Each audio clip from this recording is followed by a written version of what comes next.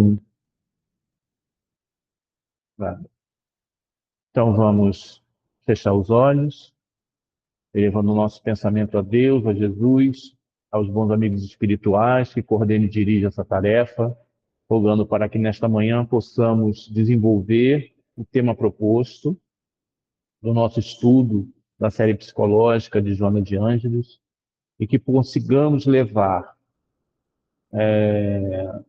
luz ao entendimento, luz aos nossos caminhos, facilitando a nossa jornada rumo à perfeição, rumo à regeneração. Cada um de nós aqui presente sabe do compromisso e da responsabilidade que assumiram, por isso pede com muita alegria permissão para início do estudo dessa manhã. Que assim seja, graças a Deus.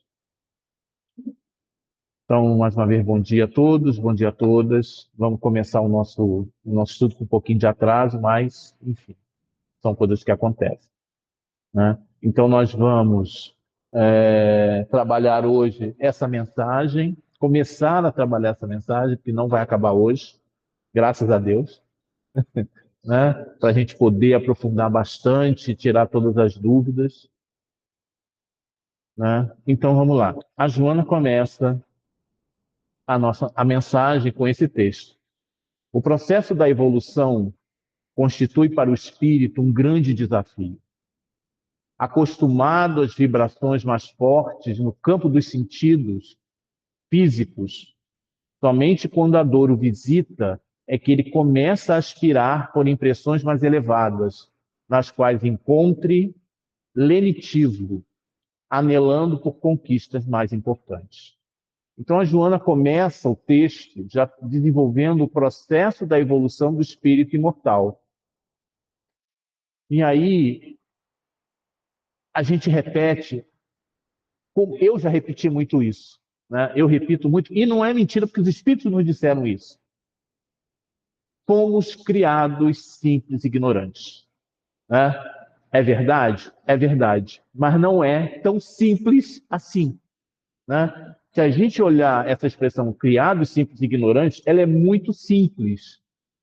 Porque nada no universo foi criado do nada, né? Então, a gente admitir que nós fomos criados assim, do zero, né? É simplificar demais todo um processo, né? E aí Kardec vai desenvolver essa ideia das questões 592 até 610 do Livro dos Espíritos, né? Então, na questão 592, não vai dar para ler, né?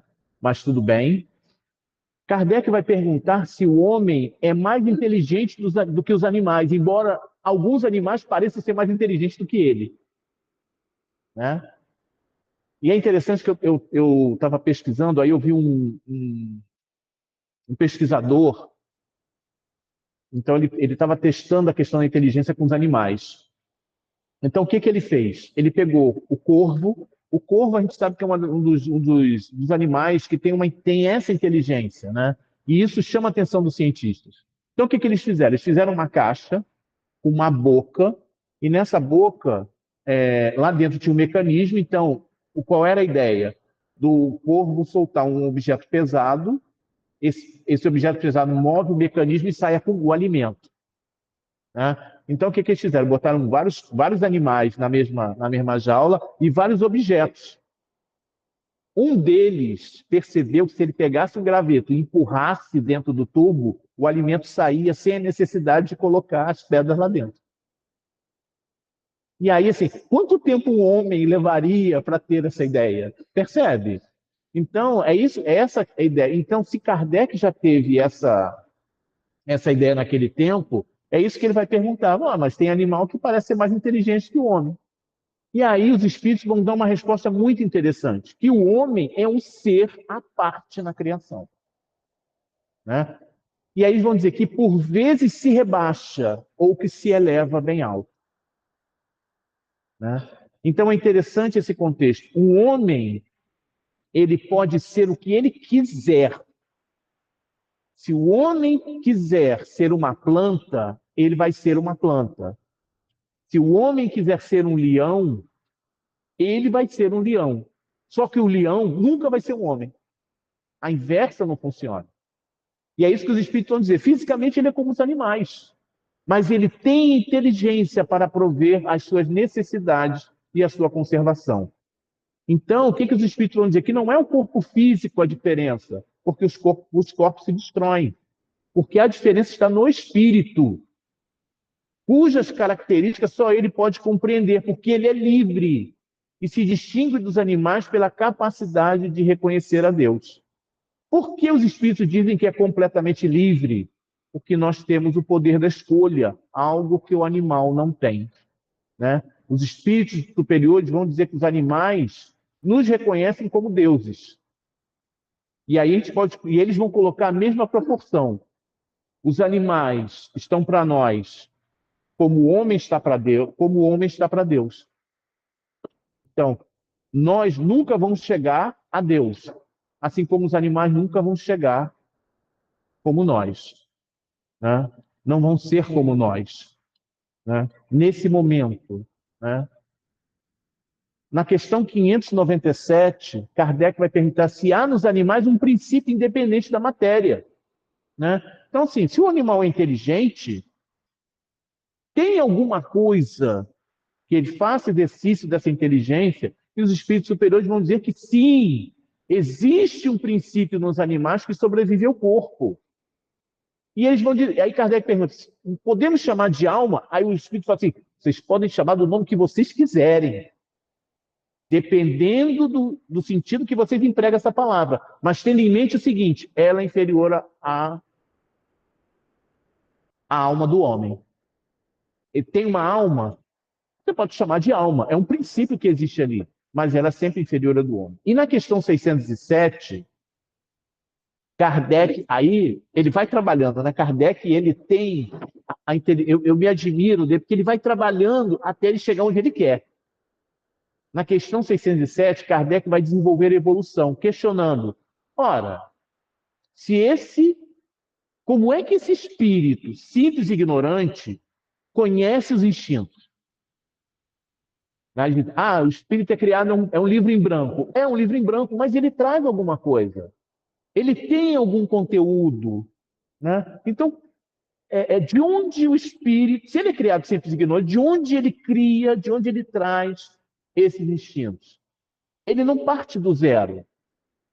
E aí a resposta nos explica que são existências que precedem o período que chamamos de humanidade. Opa, peraí. Então, nós não fomos criados do zero, vazio, né? Nós temos algo que nos precede. E na questão 607A, ele pergunta, a alma foi o princípio inteligente dos animais? E aí a resposta categórica nos mostra que tudo se encadeia na natureza e tende à unidade. Quando o princípio inteligente recebe a capacidade do pensamento contínuo, se individualizando, começa para ele o período de humanidade. Ele passa a ter consciência do seu futuro e aprende a distinguir o bem e do mal e a responsabilidade pelos seus atos. Então é a partir desse momento que ele vai começar a raciocinar a partir dos seus atos. Porque a gente vê, o corvo, ele tem a inteligência, mas para quê? Para atendimento aos seus instintos básicos, né? Da comida, da sobrevivência, né? Então tem pássaros que pegam os seus ovos, colocam no ninho de outros pássaros, para que eles choquem, para que eles cuidem, né? Então a inteligência ela está usada com instinto. Para nós a inteligência é uma coisa muito mais ampla, né? A gente não vai usar só para sobrevivência, a gente vai usar a nossa inteligência para outras coisas, né? E Kardec vai falar na questão 182 que a depuração dos espíritos reflete-se no aperfeiçoamento moral. As paixões animais se enfraquecem e o egoísmo vai dar lugar a um sentimento fraternal, né? A sensação da dor,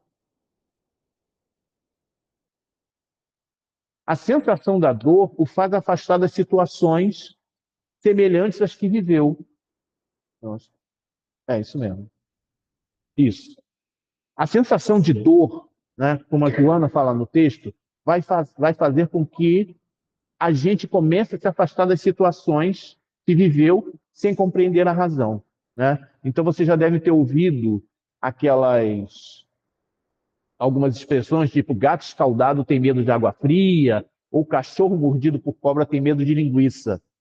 O que é isso? Isso é instinto, né? Então, o animal, ele sente a dor por qualquer razão, ele, quando vê uma situação similar àquela, ele se afasta.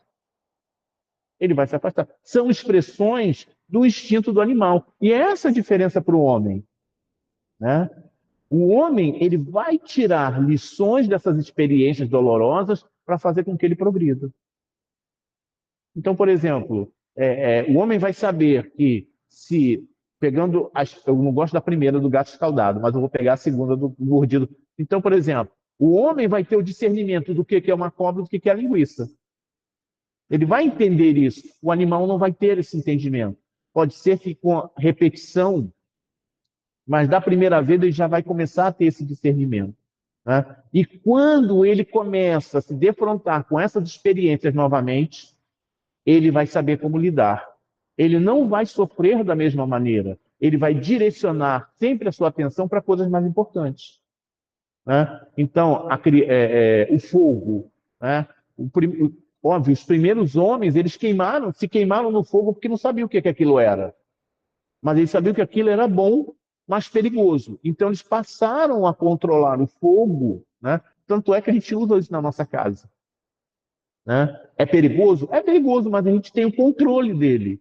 Por quê? Porque o homem aprendeu a manejar, a controlá-lo, né? Fazendo uma comparação, né? Nos primeiros tempos na escola, como é que foi difícil para a gente aprender o 2 mais 2 igual a 4? Né? E hoje a gente nem para pensar sobre isso, né? Não, a gente nem pensa, acaba sendo automático, né? E a Joana, nesse texto, ele vai dizer assim, que a dor vai fazer com que aspiremos por expressões mais elevadas. Como? Né? Como é que a dor vai fazer com que a gente vá buscar expressões mais elevadas? Com a consciência, né? E a sabedoria chinesa vai nos mostrar que a consciência nasce do contraste. O que ela quer dizer? Eu sei o que é se eu mostrar esse objeto aqui, ele é preto, né? Se a minha mão botar do lado, vocês vão perceber a diferença das cores, por quê? Por causa do contraste. Então é o contraste que vai fazer com que a gente se desenvolva. A Joana, no livro Amor Imbatível Amor, né? Quando ela fala, né? Quando ela fala da dualidade entre o bem e o mal, ela vai falar que a dualidade sempre esteve presente no ser humano desde o momento em que ele começa a pensar, desenvolvendo nele a capacidade de discernir, que é perceber claramente a diferença, né? Ou seja, nós temos consciência quando existe o contraste, quando existe essa dualidade. E ela fala uma coisa, e ela continua nesse texto falando isso, que os opostos são desafios para a consciência. E a consciência ela vai escolher o que é melhor para ela, em detrimento daquilo que é pernicioso, do que aquilo que é doloroso, perturbador ou gerador de conflitos. Na nossa origem, como espíritos, lá, simples e ignorantes, no começo, a gente não tinha consciência de bem e do mal. O animal não tem consciência de bem e de mal, né? Tanto é que essa característica nos foi dada no nascimento, né? E é interessante uma coisa.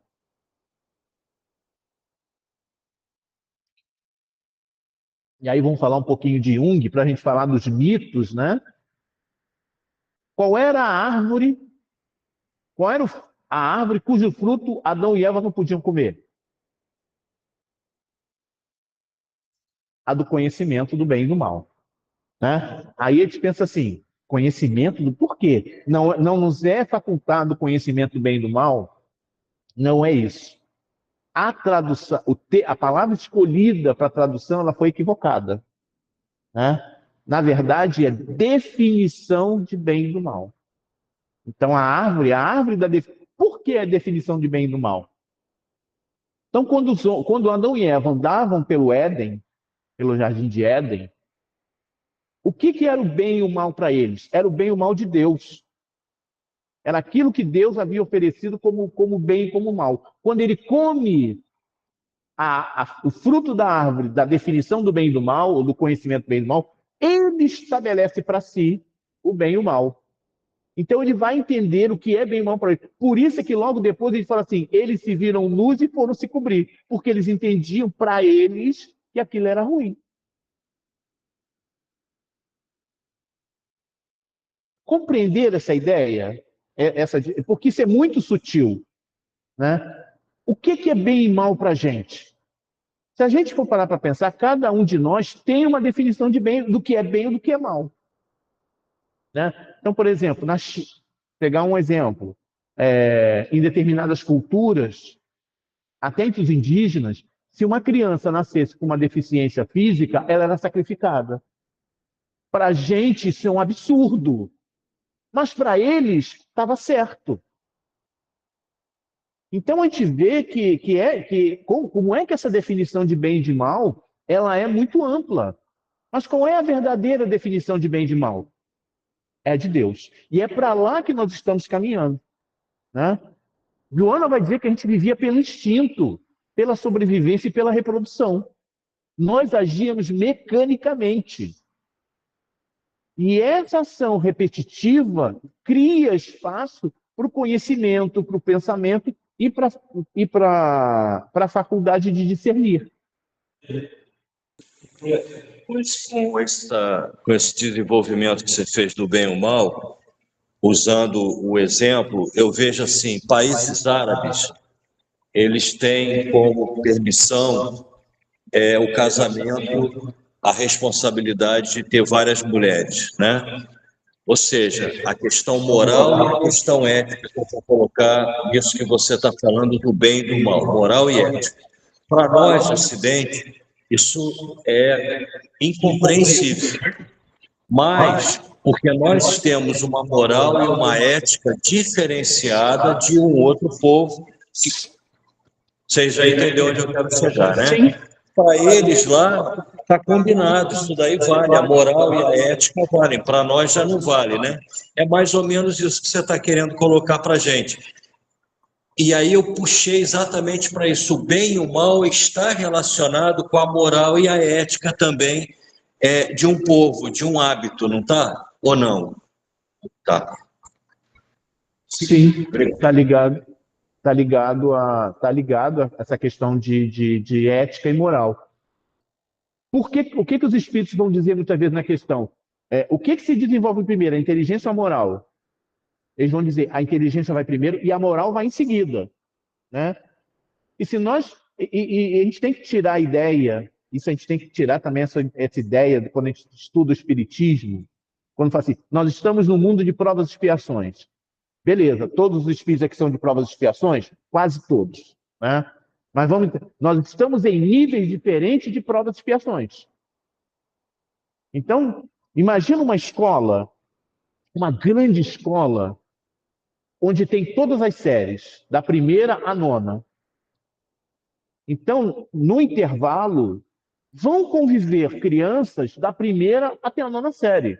Qual é a questão da moral da criança da primeira série ou da nona série? Por isso, você tem povos que são, vou colocar entre aspas, atrasados, mas não são atrasados, eles estão no tempo deles. Por isso a gente não pode julgar ou criticar. Quando a gente vê uma pessoa cometendo um assassinato, por que essa pessoa comete um assassinato? Porque ela não tem não tem uma moral, ou não tem uma ética moral, vamos colocar os dois, porque a ética está ligada ao que eu faço sem ninguém ver. A moral está ligada ao que no meio social. Então são duas coisas são parecidas, mas ela tem essa diferença. E eu vou usar o ético-moral. Né? Então, o nível ético-moral ele é diferente.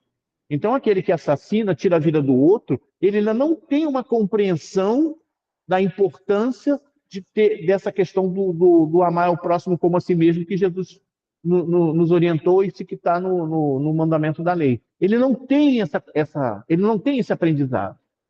Né? Então é por isso que ele está nesse mundo. Ele está essa experiência para com os outros que têm uma moral mais elevada, os ensinar. E é assim que isso é lei de sociedade. Isso está quando os espíritos desenvolvem a lei de sociedade, eles vão falar isso. Por que nós vivemos assim? Para nós aprendermos uns com os outros. Porque mesmo a criança da primeira série vai ter coisa para ensinar da criança para a nona. Vão ter situações. Quer dizer, opa, peraí, eu não posso fazer isso aqui. Porque às vezes eu não passei, eu não experimentei essa questão e eu acabo entendendo, opa, peraí. Por que os espíritos nos orientam com as mensagens? Exatamente, ó. Ele viveu isso e aconteceu tal coisa. Então, isso é para te avisar que você não deve repetir, porque as consequências vão ser as mesmas. Mas não apreendeu, não desenvolveu a aprendizagem. Não, exatamente. Né? Mas uma vem coisa depois. É você ter um conhecimento formal, mas outra coisa é você aplicar aquilo. Né? Aquele São duas etapas. São coisas diferentes. Né? Então, por exemplo, quando a professora ensina lá o 2 mais 2 igual a 4, você não vai aprender de primeira. Né? Você vai errar, você vai passar por umas coisas. Mas, à medida que esse exercício for repetindo, você vai aprender e toda vez que aparecer aquela questão, você vai resolver. Que é, eu gosto desse caso, por exemplo, você vai no mercado. Né? Você vai no mercado. Aí, você faz uma compra, a compra dá um valor, sei lá, deu, sei lá, 10 reais, deu 15 reais, você dá uma nota de 20 e a pessoa do caixa te dá uma nota de 10 de troco. O que você faz? Se a tua compra deu 15, ela tinha que dar 5, mas ela te deu 10. O que você faz? Aí vão três situações. Né? Aquela pessoa que imediatamente diz assim, não, você me deu o troco errado. Na hora, nem pensou nisso. Já veio automático. Né? Tem a pessoa que diz assim, ganhei 5 reais. Aí a consciência diz assim, isso está errado. Aí começa o conflito. Eu estou precisando de dinheiro, mas está errado. Aí tanto força que a pessoa diz assim, você me deu troco a mais. Né? Isso é outro estágio. E a pessoa que diz assim, ganhei 5 reais, está no outro estágio. Né? Né? É um outro estágio. Né? Então, nós vivemos esses 3 estágios diferentes na nossa existência. Mas como é que eu vou aprendendo isso? Quando aquele que embolsa os 5 perde 20. E aí ele começa a tomar consciência de, puxa, eu não devia ter pego aquilo, eu não devia ter feito aquilo. E aí começa um processo de transformação de consciência. Né? Então a Joana vai dizer que primeiro a gente vai ter as experiências pela dor física. Né? Depois, pela dor emocional. E, por fim, pelo caráter moral. Né? Então, o nosso aprendizado segue essa linha. Né? Primeiro, pela dor física. Eu vou andar de bicicleta com os pés em cima, sem as mãos no guidão, por exemplo. Vou cair, vou quebrar a cara. Então, vou aprender. Não, pronto. Né? Depois, as outras experiências vão ser pela dor emocional. Né? Que por exemplo, o perder uma determinada coisa. Alguém diz assim, pô, não faz isso que vai dar ruim. Não faz isso. Aí a pessoa faz e acontece alguma situação, ela se sente culpada. Isso é dor emocional. E depois, a história da loja. Né? Então a pessoa dá o troco errado e ela fala assim, não posso fazer isso. Isso é caráter moral. Tá? Hã? Porque eu sou ruim de matemática. Aí eu tenho que fazer a conta. Ih, tá errado. Aí eu tenho que ir lá. É só por causa da matemática. Não é ruim, não. Não é ruim, não, porque na aula você arrebentou na aula com o negócio de matemática. Não é ruim, não. Tem não. Tem não. Ladeira. E é isso que separa, né, como a gente vê os espíritos superiores que encarnam na Terra, por exemplo, Chico, né? Você começa a ter automatismo das coisas do bem, você não pensa mais. Você não para pensar, porque aquilo ali já está, de alguma forma, incorporado na sua consciência. E sempre é a partir das coisas pequenas. Sempre começa a partir das coisas pequenas. Né? Então, eu dei o exemplo do mercado, e aí, a partir desse exemplo do mercado, você vai escalando, né? Vai crescendo. Né? E a partir desse momento, a partir desse desenvolvimento, o homem vai perceber que, mesmo tendo capacidade, nem tudo pode fazer. E ele vai selecionar o que é melhor para ele primeiro e depois o que é em benefício do próximo. Né? E aí tem essa frase, né? A famosa frase de Paulo de Tarso: tudo me é permitido, mas nem tudo me convém. Tudo me é permitido, mas eu não deixarei que nada me domine. É interessante, assim, todo mundo só fala da primeira, né? Mas eu acho a segunda mais impactante ainda. Né? Esse é o processo, esse é o caminho para a evolução.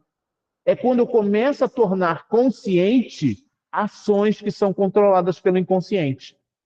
Então, quando eu penso assim, tudo me é permitido, mas eu não deixarei que nada me domine, né? Eu estou colocando o instinto, né? Que é o tudo é permitido, ou seja, se tudo é permitido, eu vou fazer o que eu quiser.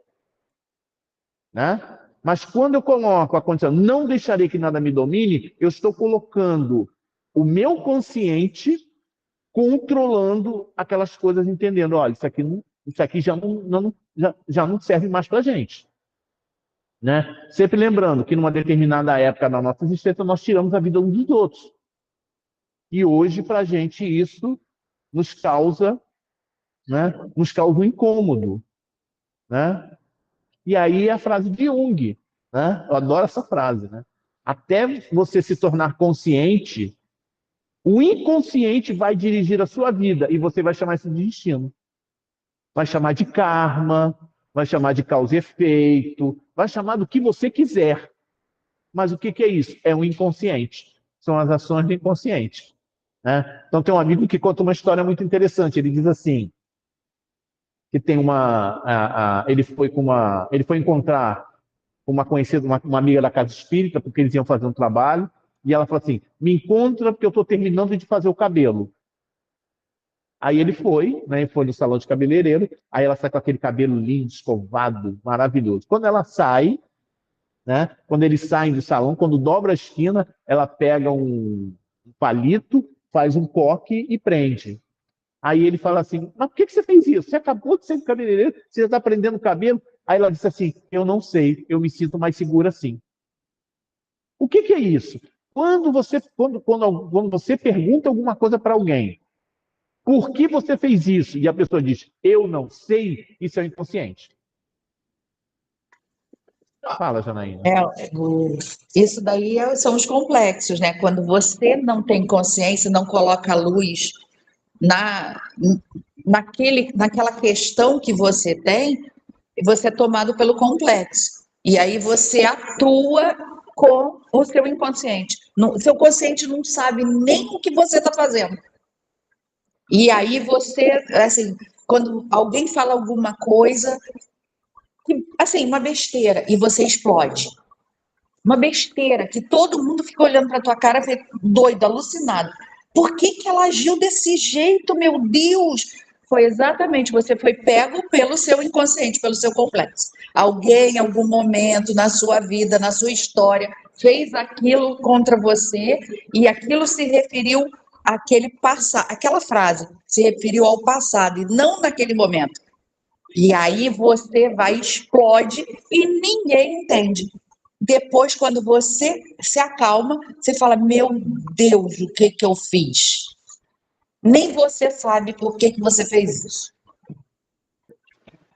E quanto mais raiva você coloca, maior é esse complexo, maior é essa questão, né? E nem sempre é aquilo, né? Aquilo é só um estopim, um gatilho para uma coisa muito maior. Eu vou contar uma outra história.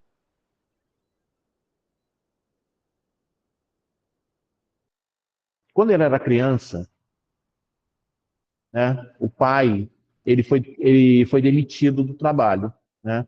E ele tinha mais 3 irmãos. E ele não conseguia arrumar emprego. E aí, o que eles comiam era o que tinha na horta. Então, ele falou assim: eu passei muito tempo comendo repolho, que era o que tinha para comer. Era repolho, né? E aí, depois, o pai consegue um emprego, se estabiliza tudo, né? Aí eles crescem. Aí, uma vez, ele sai com os amigos no restaurante, e aí serviram o prato, não sei o quê. Aí alguém do lado falou assim: esse repolho está maravilhoso. Pronto. Ele quis bater. E é exatamente isso que você falou, Janaína. Então, assim, não é o repolho. Aí, mas eu só falei do repolho. E é isso. Né? Mas o que que o repolho, o que que o repolho esconde? O repolho esconde aquele período de dor e sofrimento que ele passou, porque ele só tinha aquilo para comer. Né? Então, e Lacan, que é um psicanalista, né, ele pós-freudiano, né? Ele tem uma frase fantástica. Ele diz assim: quando eu falo, eu sei exatamente o que eu estou falando, mas eu não tenho a menor ideia do que o outro ouviu. Exatamente por conta da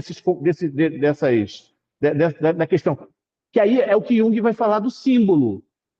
Né? O que, que é o, o que é esse símbolo para mim? Né?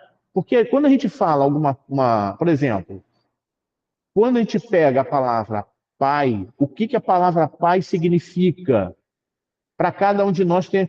Se você olhar no dicionário, ela tem uma representação. Pai, é isso aqui. Mas o que é pai para você? Aí o contexto muda completamente. Né? O que é o repolho? Né? Para cada um vai ter uma. E é isso que é o símbolo. Esse símbolo vai puxar uma lembrança, vai puxar um fato, vai puxar um acontecimento. Né? Então é por isso que muitas vezes a gente fala assim. E aí, como a gente tem um sentimento de culpa, a gente tem uma insegurança com relação a mim mesmo, diz assim: o que, que foi que eu falei? O que foi que eu falei, e trazendo um sentimento de culpa, indica assim, uma insegurança com relação a si mesmo, porque você não tem certeza daquilo que você falou. Né? Mas a verdade é assim: por que, que o outro reagiu de determinada maneira? Eu não falei nada. E se você tiver consciência de que não falou nada, não foi agressivo, não foi nada, né? Eu vou ficar com a minha, eu vou ter a minha consciência tranquila. Né? Como uma história, por exemplo, uma companheira de uma outra casa espírita,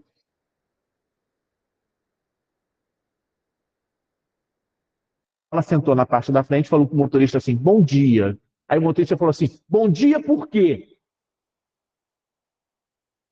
Né? Aí ela falou assim: o que, que houve? Por que, que você está nervoso? Aí ele começa a contar os dramas dele, os problemas que ele está passando, problema financeiro, problema de doença na família, etc, etc, etc. Aí ela falou assim, aí estavam conversando e que chegou um ponto e falou assim: olha, eu vou descer no próximo ponto. Aí o motorista falou assim: a senhora pode ir até o ponto final e voltar comigo, por favor? Então, é assim que a gente tem que perceber. Assim, ela podia ter dito assim: nossa, o que, que eu falei? Eu só falei bom dia. O que, que eu fiz para ofendê-lo? Eu não fiz nada para ofender. Essa é a diferença. Eu não fiz nada. E se eu tiver consciência disso, eu vou dizer assim: ele está com problema. Que foi o que ela fez. Nossa, o que, que aconteceu? Por que você está assim? É o convite ao acolhimento que a gente sempre fala. Né? É, Joana vai prosseguir. Alguma dúvida até aqui? Tudo bem? O melindre.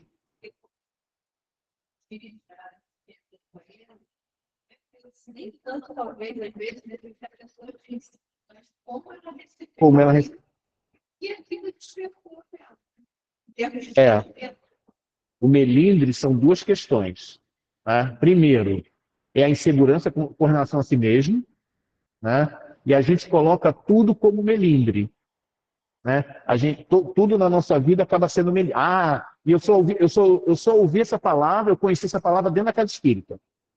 Eu não posso melindrar o outro.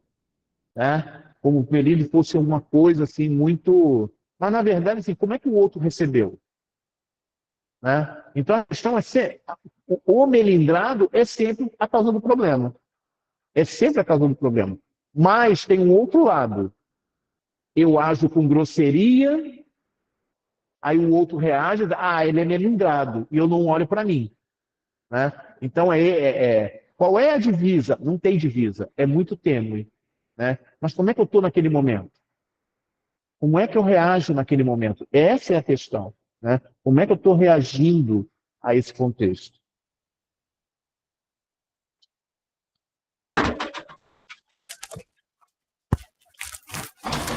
Joana prossegue.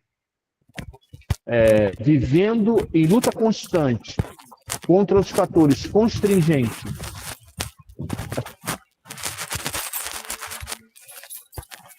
Vê se o teu microfone está aberto.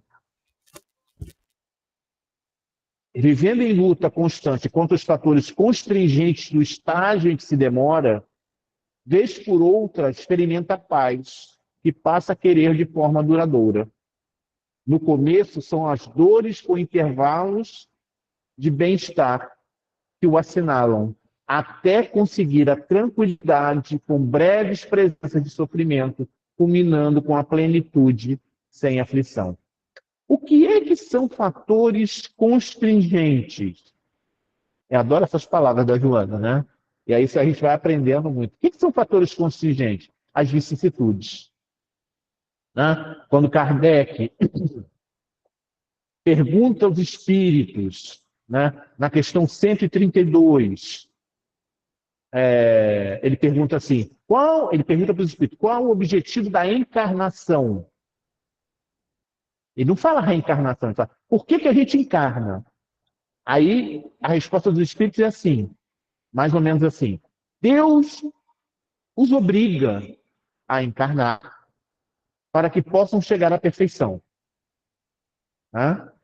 E a gente vai se aprimorando passando pelas vicissitudes, que são desafios e condições que vamos enfrentar ao longo da vida.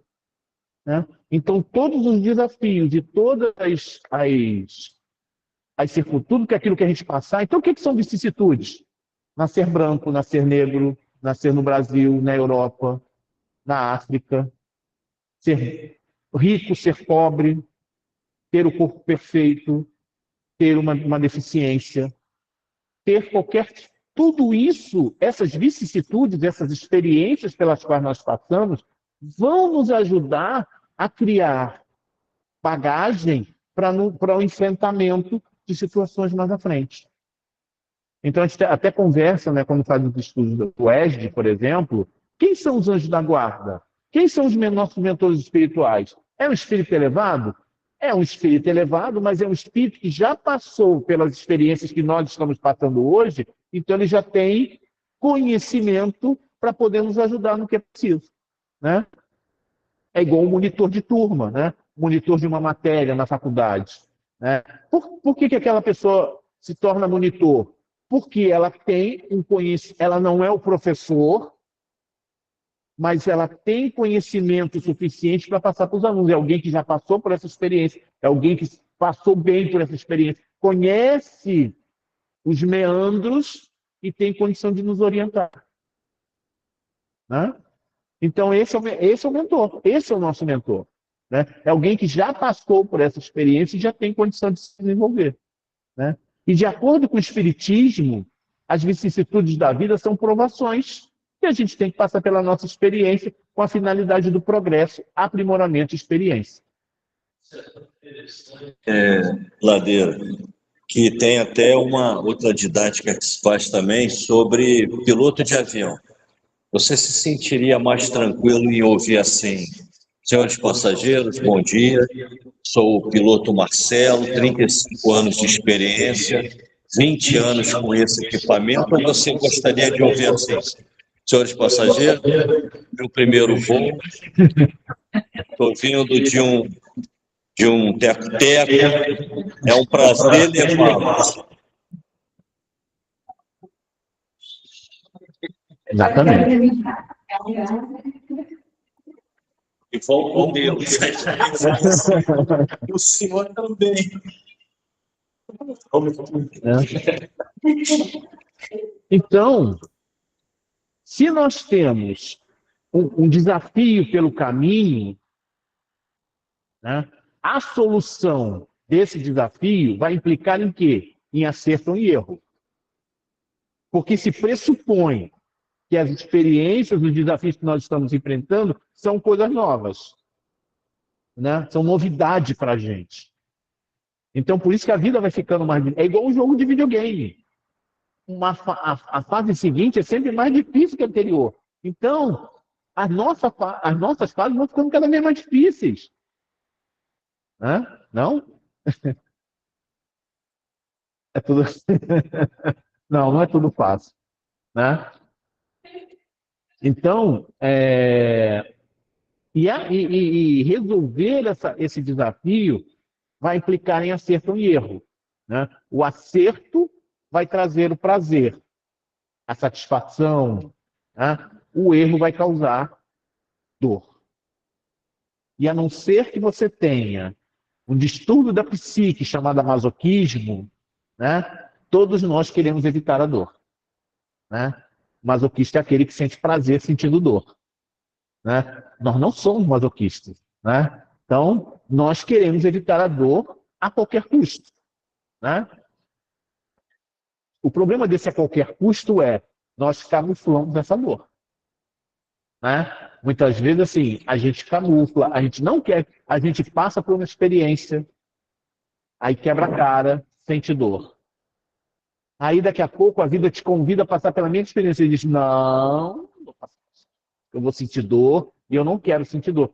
O medo de se arriscar novamente tentar te ver. Mas mais cedo ou mais tarde você vai passar por essa experiência porque é necessária para o seu progresso. E aí o que você começa a perceber? Quando você começa a ver, quando você, é igual, por exemplo, quem gosta, né, de pular de paraquedas, pular de bungee jump, por exemplo, a primeira vez é o pânico total. Aí pula, né? Aí sente uma sensação, adrenalina corre, nossa, isso é maravilhoso. Aí tem a segunda vez, vai dar medo? Claro que vai. Claro que vai. Né? Mas ele lembra da sensação de prazer que ele teve da primeira vez. Aí ele pula de novo. É isso. Então, à medida que o tempo passa, essa sensação de prazer vai aumentando. Né? E na nossa vida vai acontecendo isso. E aí, por exemplo, a experiência de paraquedas. Aí vai fazer uma outra experiência também que causa medo. Mas ele sabe, poxa, se eu conseguir passar por isso, eu vou sentir um prazer muito grande. Então ele vai. Né? Mas isso é exercício. Então a gente fica assim, eu não consigo, mas é um exercício. Né? À medida que você vai desenvolvendo, à medida que você vai passando, experimentando, aí você tem a questão da consciência. Né? E é isso que Joana vai dizer no texto. À medida que essa sensação de prazer aumenta, sensação de prazer vai aumentando, a gente vai experimentando a paz. Ela vai usar a palavra paz. Né? E nós que já estudamos o Evangelho, né? Aí vamos lá para as definições. O que é paz? Todos nós que já estudamos o Evangelho alguma vez, nos deparamos com essa frase de Jesus aqui. Não penseis que vim trazer a paz sobre a terra. Não vim trazer paz, mas a espada. E aí você pensa assim, pronto. Né? Lá vem. Né? Que paz é essa que Joana está falando? Que paz é essa que Jesus está falando? e que paz é que eu tenho que buscar, né? Se nós usarmos a lógica de Allan Kardec, tranquilamente a gente vai dizer que são conceitos diferentes, né? Por que diferentes? Que é paz? Lembra, para Jung, tudo é símbolo, né? Tudo é representação na nossa mente. Então, símbolo é sempre uma experiência de caráter coletivo ou individual, que está relacionada com o teu conhecimento do mundo, né? É a capacidade que você tem de agregar significados a um tema. Então, quanto mais você amplia o seu conhecimento com relação às coisas do mundo, a gente vai usar uma palavra chamada cosmovisão, né? A cosmovisão é esse conhecimento, é essa capacidade de agregar significados a um determinado tema, né? Então, o que é paz? O que representa paz? Aí a gente pode dizer assim, é quando não tem guerra, então vivemos em paz. É quando você está num ambiente que não tem ruído, ou aqueles ruídos da natureza, então você está em paz. Paz é ausência de problema, paz é estado de harmonia, paz é tranquilidade, paz é segurança. Só que paz pode ser tudo isso ou nada disso, né? Você pode estar num ambiente tumultuado, num show de rock, né? Eu adoro show de rock, né? Eu gosto de ir para aqueles ambientes, estádio lotado, né? Quando eu estou ali ouvindo, sinto, por exemplo, eu fui assistir um show eu comprei um disco logo que saiu, em 79. Então tem tempo, né? Muito tempo. Né? The Wall, do Pink Floyd. Né? E aí eu fui assistir o show. Nos primeiros acordes me veio aquela sensação, aquela sensação de aquele êxtase, então o ambiente era tumultuado, gente pra caramba, mas eu estava ali naquele estado, né? Ouvindo aquela música e viajando, né? Que pode ser um estado de paz, né? Eu posso ter muitos problemas, mas viver em paz. Eu posso estar no meio de uma situação desesperadora, mas permanecer em paz. E aí, de novo, que paz a gente está falando? Quando a gente busca ajuda com Emmanuel, Emmanuel vai dizer que muitos vão entender a paz como a conquista de garantias exteriores, né? As questões materiais. Dentro das quais, aí ele vai dar uma frase muito forte, ele vai dizer, dentro das quais o corpo passa a vegetar sem cuidados. Aí o homem conquista a sua casa, tem um salário que supre suas necessidades, e vai apodrecendo na ociosidade, ausentando-se dos movimentos da vida. Então, assim, nada mais fora me importa. Né? Em Lucas, o Evangelho de Lucas, no capítulo 12, Jesus vai contar uma parábola que talvez vocês já tenham ouvido e talvez não tenham muito compreendido, ou talvez já tenham essa noção. Ele fala de um homem muito rico, cuja propriedade produziu em abundância. E aí ele tem uma preocupação. O que eu produzi não vai caber nos meus celeiros. O que eu faço? Já sei. Eu vou derrubar os meus celeiros e vou construir outros maiores. Vou recolher toda a produção e aí eu vou dizer para minha alma, você tem muitos bens para muitos anos. Descansa, come, bebe, deleite-se. Mas Deus vai lhe dizer, insensato, nesta noite pedirão a tua alma. E o que você preparou vai ser para quem? Né? Então, não é só a questão material. Né? É isso que Emmanuel está dizendo, que paz, essa paz que Jesus nos oferece, que está falando nessa mensagem, né? Quando ele diz assim, eu não vim trazer a paz, mas a espada, o que ele vai falar? Dessa paz ligada à matéria. A nossa referência hoje é a matéria. Então, o conceito de paz que a gente estabelece está ligado à matéria. Então, Está errado? Não. No primeiro momento, não. Porque é assim que eu estou aprendendo. E Jesus se utilizava da matéria para ensinar o conceito espiritual. Né? Quer falar? Pode falar, Beatriz. Não seria uma paz interior? A gente Se a vai gente chegar estiver lá. bem, se estiver bem consigo mesmo, nada de fora vai atingir. Sim. A Beatriz está falando assim, não é um conceito de paz interior, né? Ou seja, o que vem de fora nada vai atingir. A gente vai chegar lá. A gente está abordando a primeira parte, né? Esse texto de Jesus, quando ele fala que ele não veio trazer a paz, mas a espada. A matéria. Então, esse primeiro conceito de paz, esse conceito que Jesus vem trazendo, vem abordando, ele está ligado à paz da matéria. Né? É sempre a questão da paz da matéria. Mas que, de certa forma, vai mexer com a gente. A gente vai se acreditar em paz. Né? A gente vai se acreditar em paz. E é interessante, quando a gente faz uma análise, a gente vai perceber que esse conceito de paz ele vai mudar, geralmente, após os 40 anos de idade. Né? Essa percepção do que é paz até os 40 anos. Por quê? Porque o homem, geralmente, até os 40, ele está envolvido em necessidades exteriores. Né?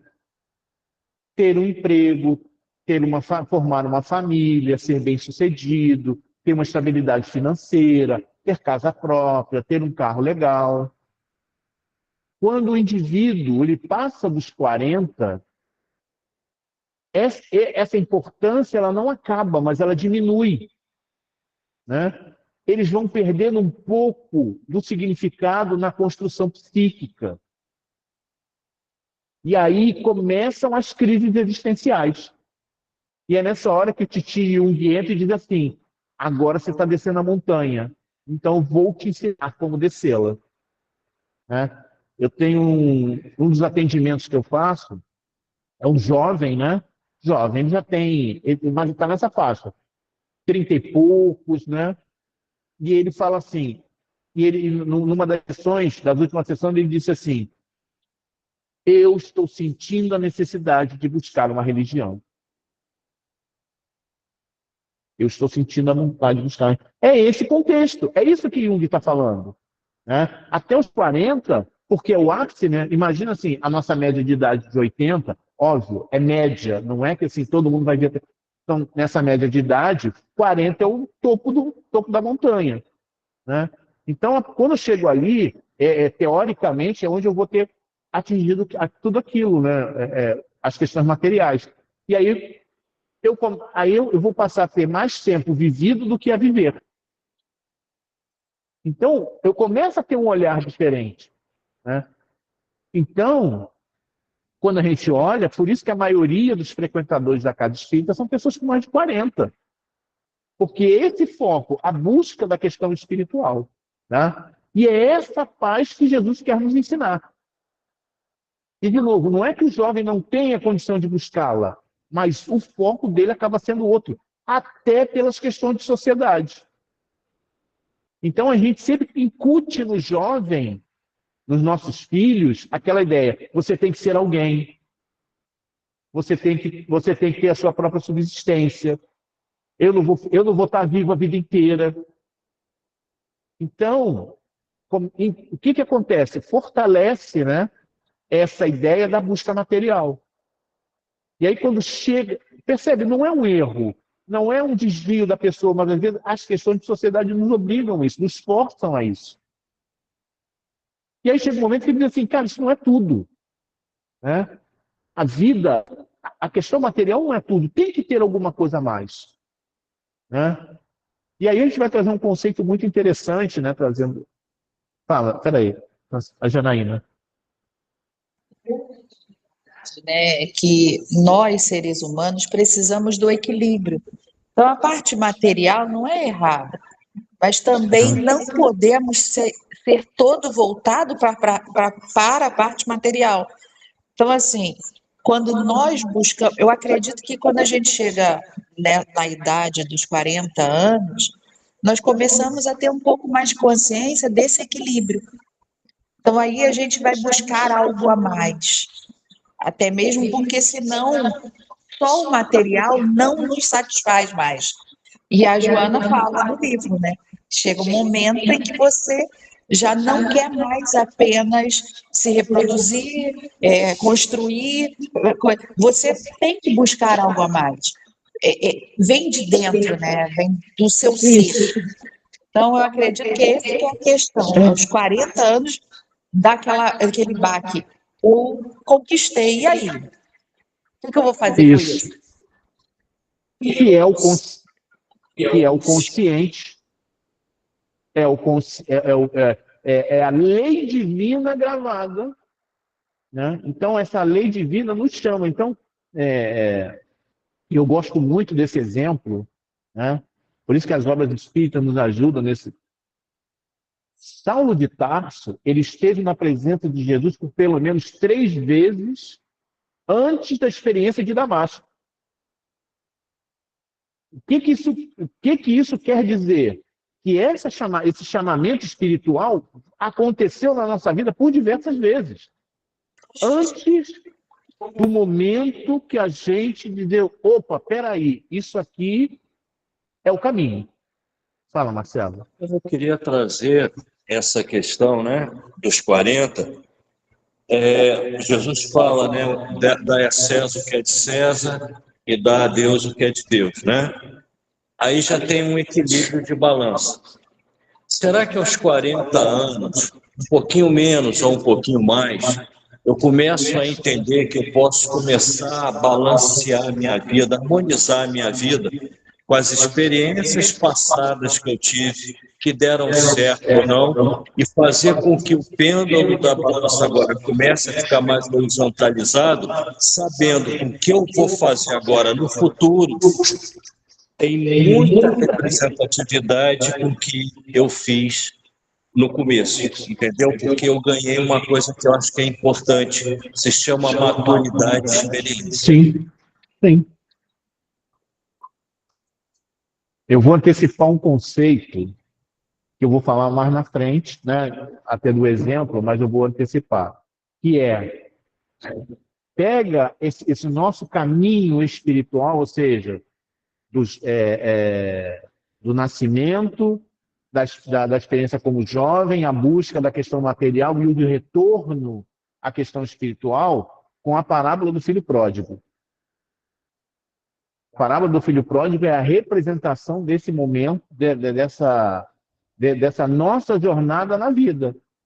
Então, nós estamos ali com os pais, de repente eu digo assim, eu quero ir embora, eu saio para a vida material, percebo que a vida material não é tudo, e aí vem o cair em si, que Jesus fala, caindo em si. Então ele começa a fazer esse caminho de volta, porque ele percebe que naquele momento onde ele estava com o pai, ele era feliz. Né? Tem um pós-junguiano chamado Eduardo Edinger, que vai explicar um pouco esse processo. Então aqui, essa representação, a gente tem o self, né? O self é a totalidade, né? Ele é o centro da psique, mas ele é o todo. Então é estranho ser assim, ele é parte e é o todo. Né? O ego é o centro da consciência, da razão. Então, na fase uterina, né, do desenvolvimento, e nos primeiros meses após o nascimento, o ego está... A criança não tem ego. O ego, ele é parte do self. Tá? Como o ego não está formado, não tem consciência, não tem o embrião, a criança, ela não tem uma delimitação do eu. Né? Ela acha que é tudo junto e misturado. Então é como se ela e a mãe fossem um só. Né? Tem um psicanalista austríaco chamado Otto Rank. Ele publicou uma obra intitulada O Trauma no Nascimento, baseada na teoria de Freud de que o nascimento é a primeira experiência de angústia do ser humano. Para ele, o parto é a experiência mais importante da vida de uma pessoa. E a angústia que é gerada nesse momento tem um papel decisivo no desenvolvimento mental. Como assim? Nascer é um trauma, né? É o primeiro trauma que o homem vive, né? É o primeiro grande trauma que o homem vive. Então, imagina, a criança está lá, num ambiente quentinho, escurinho, não tem barulho, e aí, de repente, ela está num ambiente totalmente iluminado, totalmente frio, pessoas falando alto, movimentos abruptos, né? Então ele passa de um ambiente totalmente protegido para um ambiente hostil para ele, né? Isso vai causar um trauma, isso vai causar sofrimento. A medicina aborda também esse trauma, mesmo de uma visão anatômica e fisiológica, mas ela vai falar que também é um trauma. Só que Otto Rank, ele vai muito além disso. Ele propõe que esse trauma inicial vai definir a nossa vida psíquica. Como assim? Joana de Ângeles, num livro chamado Luzes do Alvorecer, quando ela trata dessa teoria de Rank, ela vai dizer que, a partir dos 6 meses, a criança participa ativamente da vida da mãe, do pai e do mundo à sua volta. Ele vai ouvir, ele vai sentir, perceber as ocorrências, não tem consciência disso, porque não tem ego, e vai direcionar os fatos pelo discernimento. Né? Então, Joana vai dizer que a vida fetal ela é um período de semilucidez daquele espírito que vai reencarnar. Só que é de alta importância para a trajetória humana. Então, a criança, o espírito, ele participa dos acontecimentos do lar. Ele entende que ele é amado ou rejeitado. Ele entende que ele é confundido ou ele é desidentificado com a família. Né? Quando aquela criança, e aí que vem o detalhe, o nascimento é um trauma? É. Mas como é que essa criança viveu nesse período uterino? Se ela tiver o amor, né? Se a família envolver essa criança com amor, ela vai saber que mesmo passando por esse trauma, ela está sendo acolhida. O espírito sente isso. Esse sofrimento vai ser atenuado, porque depois vai ficar tudo bem. Ela vai estar com a mãe, junto com a mãe, vai sentir o calor da mãe, vai ouvir novamente a voz da mãe, a voz do pai. Né? Essa ternura trazida naquele momento pós-nascimento vai trazer de novo para ela tranquilidade. Então, esse trauma, ele não vai ter um peso significativo mais na frente. Isso, no meu processo reencarnatório, quando eu combino quem vai ser meu pai, quem vai ser minha mãe, o que eu preciso, né? E esse momento de angústia que é para todos nós, quando estivermos na erradicidade, nas nossas colônias, o voltar, porque é aquilo, eu estou num clima de paz na colônia que eu estou, relativamente, a maioria, ou a minoria, né? E de repente eu sei que eu vou sair dali para uma próxima reencarnação, com uma missão reencarnatória. Então, tudo isso que você comentou sobre essa angústia, saber que o pai e a mãe vão te ofertar carinho, eu vejo isso no meu embarque para outra reencarnação. Você entendeu? Sim. Mas o que acontece? Só estou dizendo que tem uma associação do que ele fala com o meu minha pré-chegada. Sim. Mas a gente tem que ver um detalhe fundamental.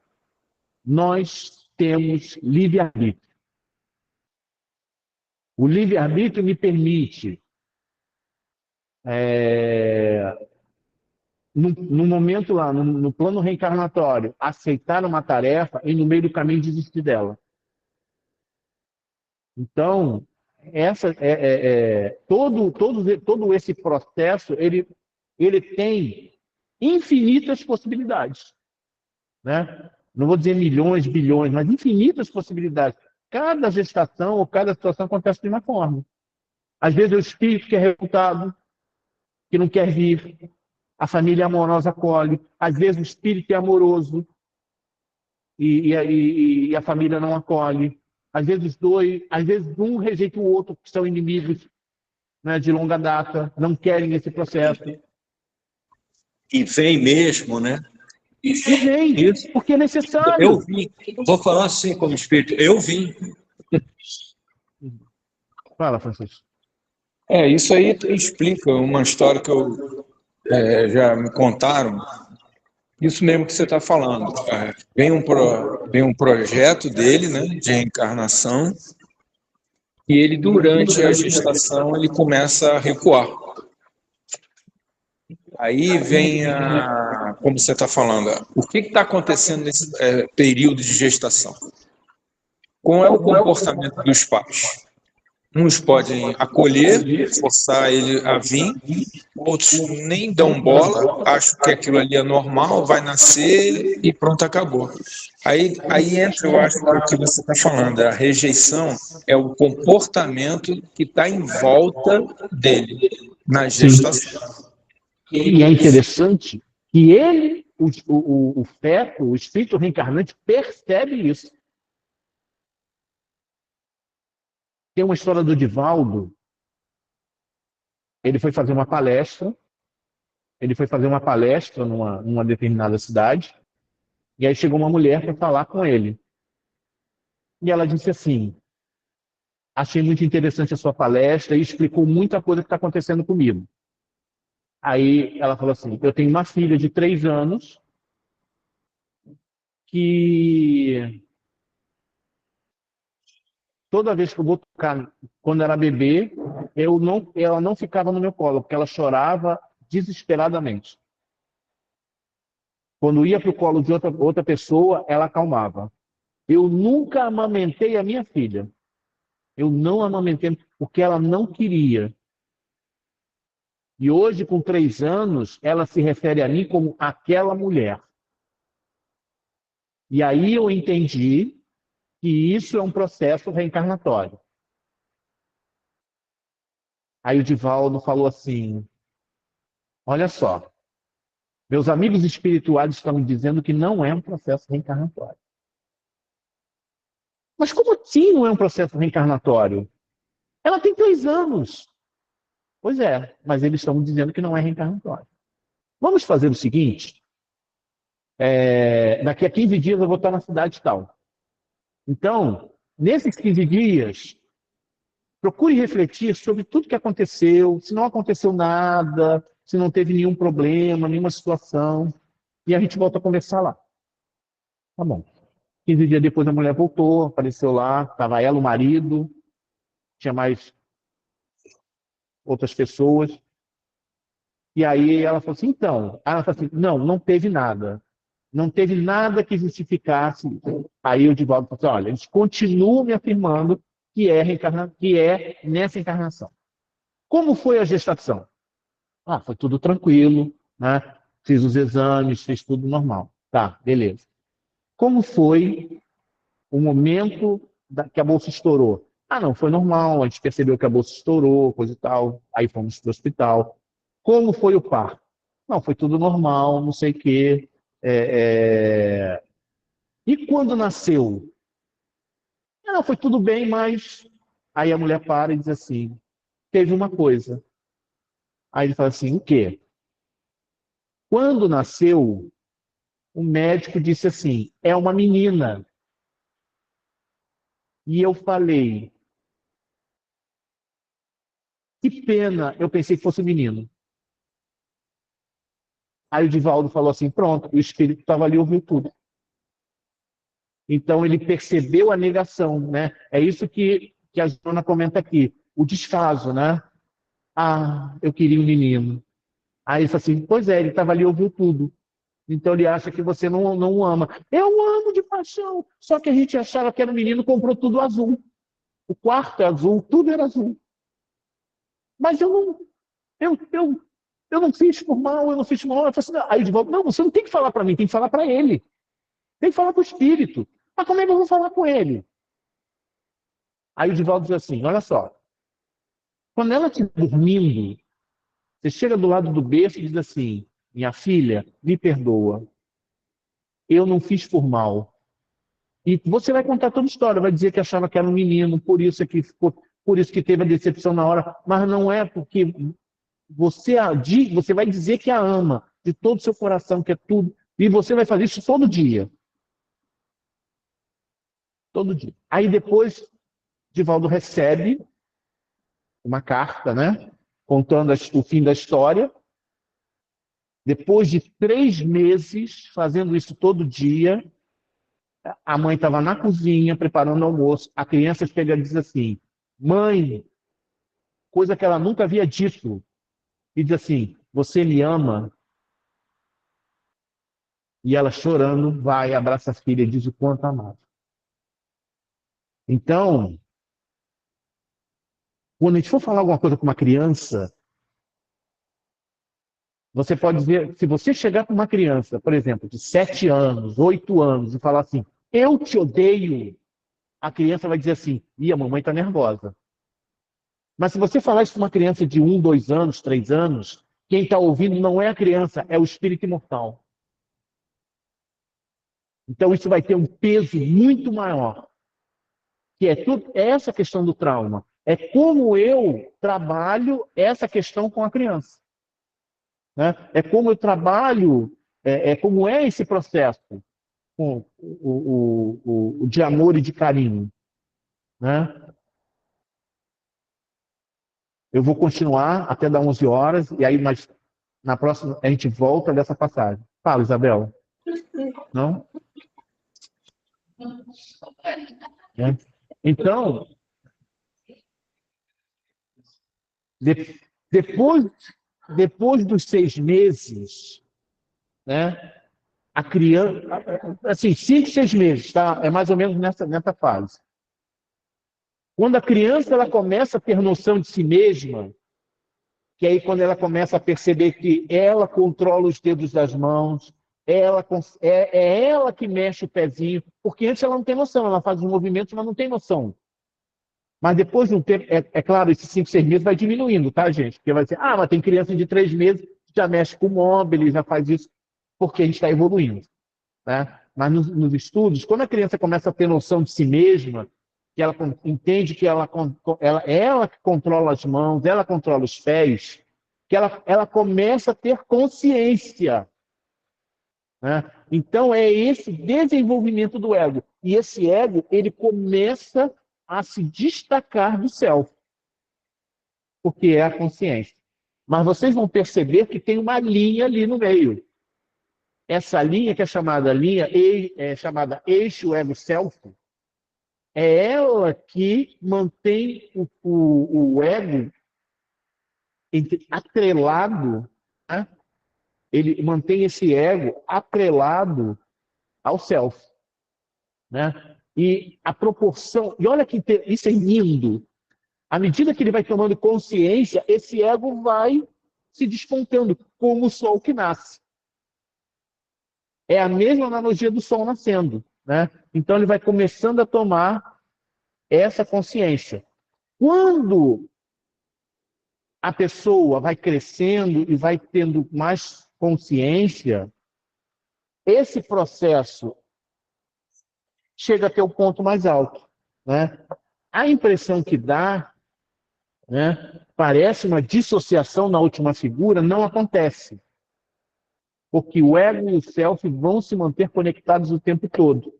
Né? Então, se o self, né, como Jung dizia, é o imago Dei, ou seja, a imagem de Deus, é claro que o homem, né, como ego, e o self como Deus, eles não se desconectam. Até porque o self, ou até porque Deus não desiste da gente. Por mais que a gente dê as costas, esse Deus, né?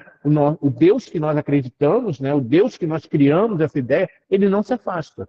Jesus nos mostra isso, os textos evangélicos, o Antigo Testamento, todas as doutrinas religiosas vão falar desse Deus que não se afasta, né? E o self é o simbolismo divino na pessoa. Ele é inteiro, ele é completo, né? Então, quando a gente fala que o self é a psique completa, o ego está embarcado, o ego está ali dentro da consciência, mesmo que ele esteja meio soltinho, né? Esteja assim, meio saliente com relação a esse self, né? E aí, quando a gente vai envelhecendo, ou seja, quando a gente passa dos 40, o que acontece? É o caminho de volta. Então, acontece tudo ao contrário, né? Esse ego, ele começa a voltar, né? Ele começa a fazer esse movimento de volta, que é o pôr do sol, né? Então, a gente nasce de uma fonte, se desenvolve, né? E volta no fim da vida para a mesma fonte. E a nossa visão espiritual ela não é diferente. E a gente faz analogia com a criação, né? Quando fomos criados, nós estávamos próximos de Deus, né? Lembra do Jardim de Éden? Nós estávamos ali no bem bom, naquele lugar maravilhoso, né? E quando a gente começa a criar consciência, a gente começa a se afastar de Deus. Então é esse processo do ego se distanciando de Deus. E agora nós começamos, aí quando a gente percebe, né? E aí a parábola do filho pródigo, quando a gente percebe que estar com o pai é melhor do que estar sozinho, a gente começa a fazer esse caminho de volta. E aí a gente vai compreender o verdadeiro significado de paz, aquela paz que Jesus veio trazer, né? Quando ele diz para a gente, né? Deixo-vos a sua paz. A minha paz eu vos dou, não a que o mundo dá. Não se perturbe o vosso coração, nem se atemorize, né? E aí, essa paz é a paz espiritual. Então, a paz que Joana está falando, é a paz que o Espírito está encontrando, é essa paz espiritual. É esse ponto que a gente vai buscar depois do enfrentamento das lutas e dos desafios da nossa vida. A gente vai ficar por aqui. Posso tirar uma dúvida? Que minha mãe sempre falava que é melhor você ser bom 30 segundos do que ser não ter o conhecimento na vida. Você falou da árvore do conhecimento. Por que Deus coloca, né, que não comam desse fruto? Você pode repetir a explicação, por favor? Quando Deus nos oferece, né, o Éden, quando oferece para Adão e Eva o Éden, e é interessante a questão, são direitos e deveres. Então, o que Deus coloca, né, como dever do casal? Não comam da árvore do conhecimento do bem e do mal. Ou, usando uma outra tradução para esse termo, a definição de bem e mal. Então, assim, vocês podem fazer o que vocês quiserem aqui dentro, menos, né, que é um dever, né, como nós temos deveres na nossa vida, né? Você pode fazer o que você quiser, menos comer da árvore do conhecimento do bem e do mal, ou da definição do bem e do mal, né? E aí o homem acaba sendo tentado a fazer isso, né? Então, quando ele come dessa árvore do conhecimento, ou seja, dessa árvore de definição, ele passa a dizer que a definição de bem e mal que ele tem é a correta, não a definição de bem e mal de Deus, que é aquele que a gente conversou no início, né? Tá certo sacrificar uma criança que tem uma deficiência física? Para a gente não, né? Mas para o índio, para os povos do Oriente Médio, de uma certa... isso é correto, né? Porque acaba sendo um estorvo, acaba sendo um problema, etc, etc, etc. Tem até um autor, não sei se você já ouviu falar dele, Richard Dawkins, é um biólogo, ele tem um livro chamado o gênio egoísta, né? Ou ele vai falar de Deus, vai falar que Deus não existe, que isso é uma besteira, etc, etc, etc. Ele fala, ele, numa palestra dele, ele vai dizer que é um absurdo, ele considera um absurdo a sociedade bancar pessoas que tenham deficiência física, né? Dar incentivos fiscais, incentivos sociais, destinar coisas para pessoas que têm deficiência, porque elas não produzem nada para a sociedade. Esse é um pensamento materialista, né? E esse é um pensamento, e aí você percebe que a questão de inteligência, a questão de cultura, não é, eu não tenho cultura, eu vou fazer isso. Não, pessoas com alto nível de cultura e conhecimento têm esse tipo de pensamento. Então não é a questão da inteligência, é a questão da moral, da ética da moral, né? Então o conceito é esse. Então quando a gente descumpre, né? E aí as pessoas falam assim, Deus expulsou do paraíso. Não, Deus não expulsou. O homem quis criar o seu próprio paraíso. Então ele sai do Éden e vai buscar o seu próprio paraíso. Aí Deus coloca algumas regras, olha só. Aí ele vai falar, você está querendo sair? Tudo bem. Então você vai colher, vai plantar e vai colher. Ele vai se alimentar com o suor do seu rosto. Né? Você vai plantar e vai colher. Então ele impõe condições para esse homem sair. E mesmo assim ele vai. Você quer? É isso que vai, é assim que vai funcionar. Leis de Deus. Impõe as leis dele. E aí vamos trazer mais um, assim, para bugar mesmo a cabeça de vocês, a gente que já conhece a história dos exilados de Capela, a história de Gênesis, ela é semelhante à história do exílio de Capela. Por que é viver no mundo sem sentir dor? Nós temos hoje anestesia, né? Então, quando está em Gênesis também, que a mulher vai sentir dor no parto, por que ele coloca aí? Parece algo que não tem contexto nenhum naquela história. Mas perceba, quando a mulher está para dar à luz, ela vai para o hospital, ela tem anestesia, então ela não sente a dor. Pode não sentir a dor do parto se quiser, né? Mas quando você vai para o mundo primitivo, você vai sentir a dor do parto, né? Então a gente vê que é a única explicação. Não, cada mito, cada religião, cada povo tem a sua explicação. E todos os mitos, todas as religiões, todos os conceitos têm uma história de expulsão do paraíso. Isso é lindo. Me falaram que estão escrevendo um outro livro agora, Os Exilados do Planeta Terra. Vai sair, não sei daqui a quantos milhões de anos, mas vai vir. Vai sair brevemente. Então é isso, gente. Obrigado pela presença, obrigado pelos comentários, pelas participações. Então vamos fazer a nossa prece para a gente encerrar, convidando a todos para fecharem os olhos e agradecermos a Deus, a Jesus, a espiritualidade amiga, por mais essa oportunidade de estarmos aqui estudando, trazendo esse tema tão rico, tão vasto, nos ajudando, nos confortando, talvez trazendo abalos, desafios, novos desafios para que a gente possa vencer na nossa vida. Te agradecemos mais uma vez, te pedindo somente para que continue ao nosso lado, nos amparando e nos guiando, hoje e sempre. Graças a Deus. Um bom final de semana, então até daqui a 2 semanas. Bom final de semana. Obrigada, valeu. Valeu, até mais.